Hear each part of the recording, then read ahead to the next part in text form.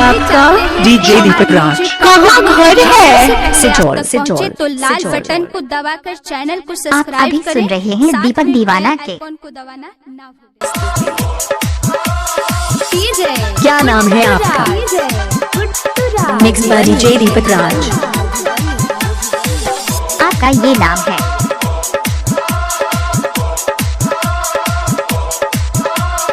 DJ Deepak.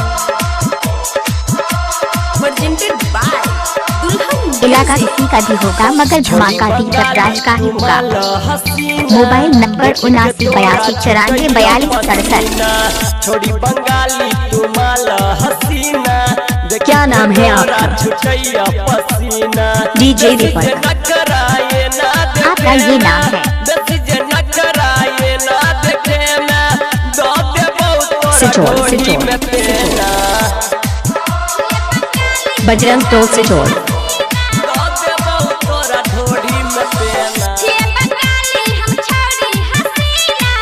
Mix by DJ Deepak राज।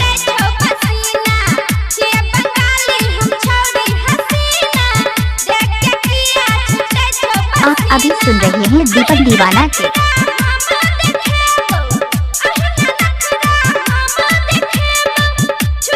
सिजोल।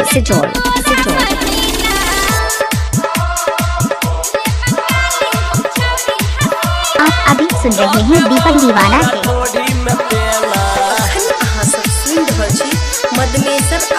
क्या नाम है आपका? डीजे दीपक। आपका ये नाम है। Guddu Raj Madhubani. Mobile number 7982944267।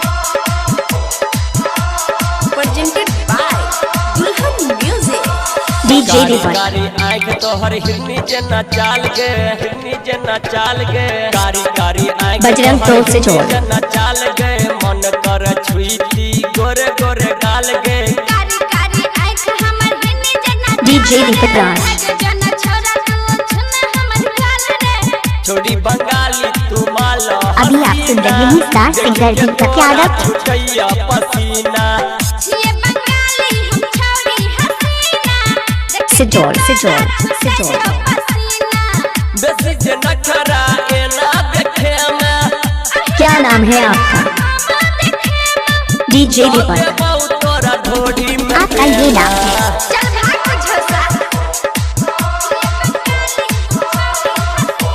Mix by DJ Deepak राज।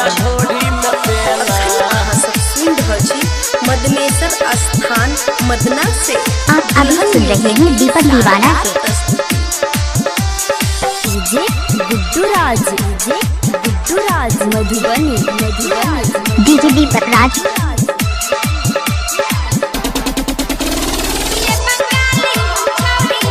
इलाका किसी का भी होगा मगर धमाका दीपक राज का ही होगा।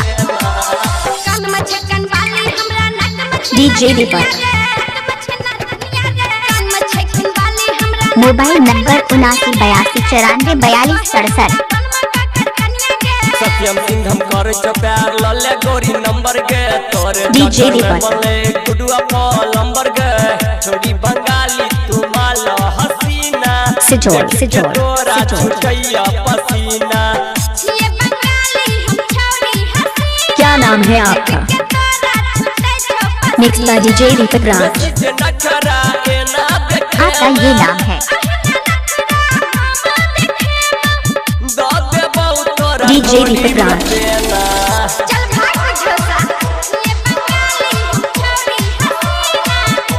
Mobile number 7982944267।